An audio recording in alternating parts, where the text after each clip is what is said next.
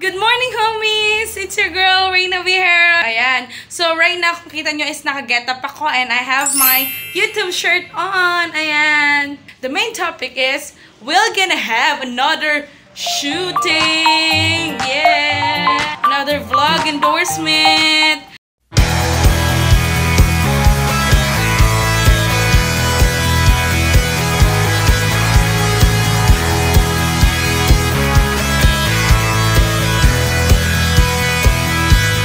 I've got a new partner. I've already featured him in one of the vlog that I made. It's all about the Airsoft vlog. We actually used his travel agency in one of our Airsoft game. That happened in San Pablo, Laguna. But then they opened up their own camp, which is Camp Barako. And we were invited to actually take a shoot. Oh my God! Wow! Camp Barako is our new partner that is owned by Coach Andrew Mendoza, which is also the coach or a crew on one of the best mixed martial arts gym dito sa ating lugar sa Lipa City. And that will be Familia Liberica. So if you are interested to like play BJJ, Muay Thai, kickboxing, boxing, and you know, wanted to lose weight, just go ahead and check out their page. Ayan, so yan din po yung page nila, Familia Liberica. Ayan, and I totally love them. Kaya tinawag na Familia is like they're really family sa gym na yun. So, right now, we are scheduled to meet up with them at 7:30. The location of Camp Barako is in Rosario, Batangas. If you're interested on this topic, kung gusto mo ng Airsoft at gusto mo ng mga adventure at kakaibang laro, kung hindi mo pa na-experience, go ahead and keep watching on this. Alright? A few inches later. So, yun nga guys, wala pa sila. Kaya ang gagawin natin, kakain muna tayo. Nandito ako sa Jollibee. Ayan. Ayan, so guys, ang swerte ko naman. So, kaka-order ko lang and they're about to bring my food doon sa table ko. But then, nag-chat si Coach, nandyan na daw siya. Nandito na sila. Ayan, so good morning. Good morning. We're about to what? We're about to conquer the Camp Barako site. Yes. Airsoft battle. So they just opened, like what am I telling you guys a while ago is they opened up a new campsite for Airsoft. Yeah. And who else owned that? Or you?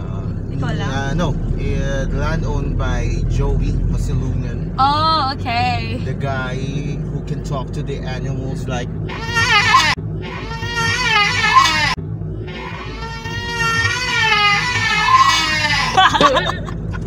We'll show you later. We'll check it out.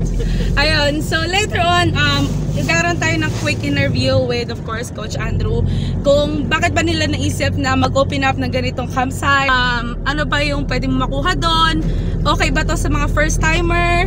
Or you need to be a pro? Ayan, so we have a lot of questions in mind. And later on, we're gonna have him answer those questions.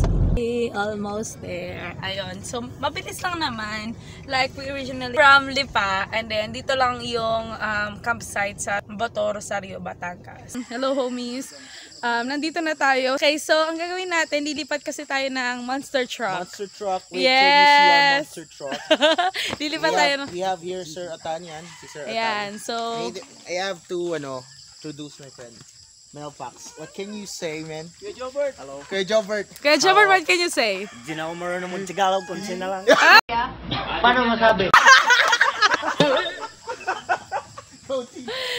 Ayun. So, ayun na. Nandiyan na yung monster truck. So, sasakay tayo doon. Papunta ng game site. Yan. We're all excited. Yes! See that? Yan. Diyan tayo sasakay. Excited na ako ah.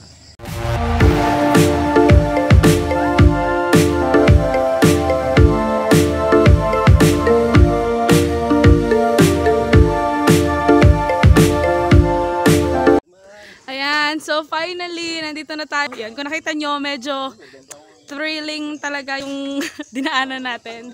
Kaya we need to ride this 4x4 monster truck. Yan.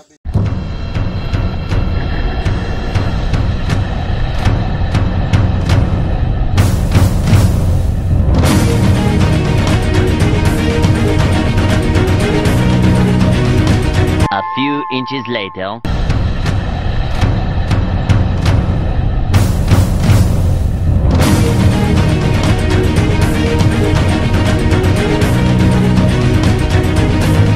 Ayan, so ngayon ay nag-gear up na sila, nag-prepare na. So, and later on, we're gonna start the game. So, pupunta tayo mamaya dun sa game side.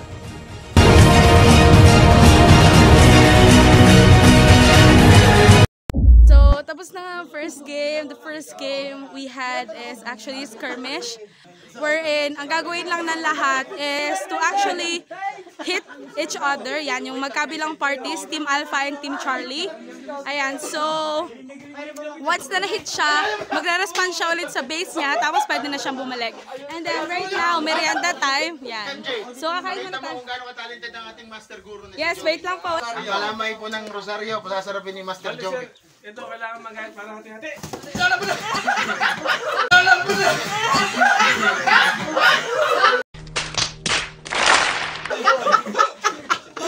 So yun na nga po, aray ko, kakain muna to regain energy. Next part will be touch the flag. Ayan, so later, titignan ko kung mapapakita ko ulit sa inyo yung ground, pero medyo matindihan ng laban, kaya mamaya I'm gonna try to show you.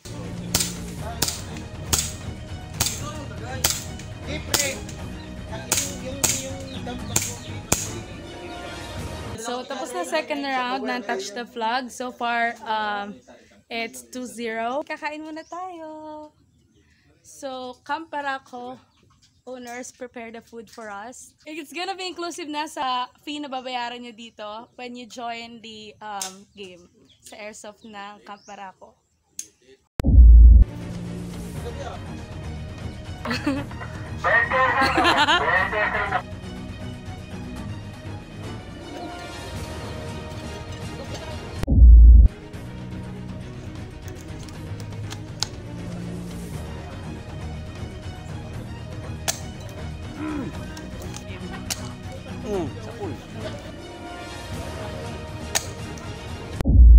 Welcome guys! Ito na yung part ng game natin ngayon, which is touch the flag. So, ang bawat team, Team Alpha and Team Charlie are on each corner of this huge place. Ayan. So, paunahan sila na makakatouch ng flag na ito. And so far, they already had 4 games and 2x2 na ang bawat team. So, right now, for the 5th game, malalaman natin who would be the winner on this touch the flag game.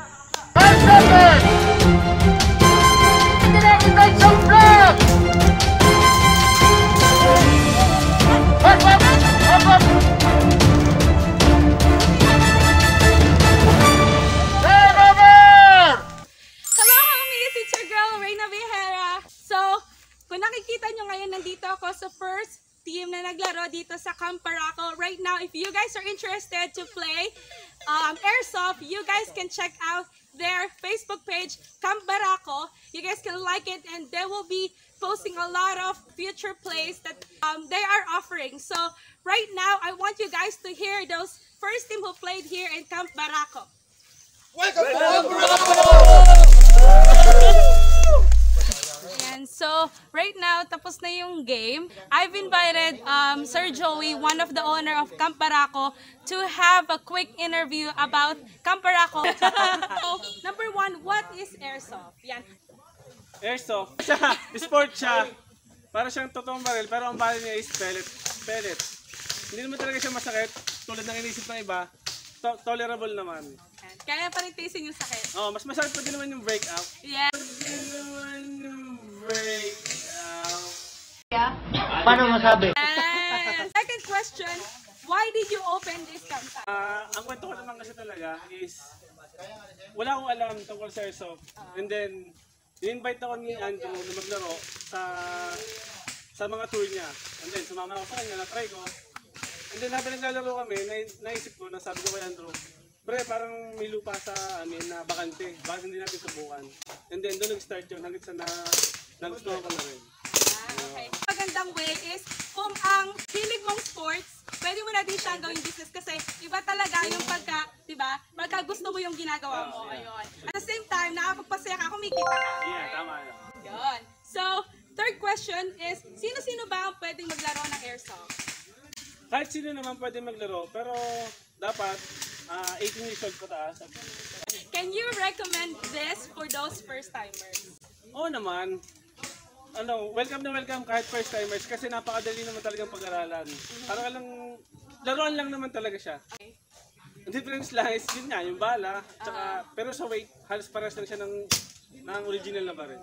Okay. Pero ang ano lang talaga niya is pellet. Yeah, is pellet. Ayun. Okay. So, right now, I want you to invite them all of our homies, viewers, subscribers, di na mag-join sa next play nyo dito sa Camp Barako. Hello homies, hello subscribers. Invite namin kayo na maglaro dito sa Camp Barako.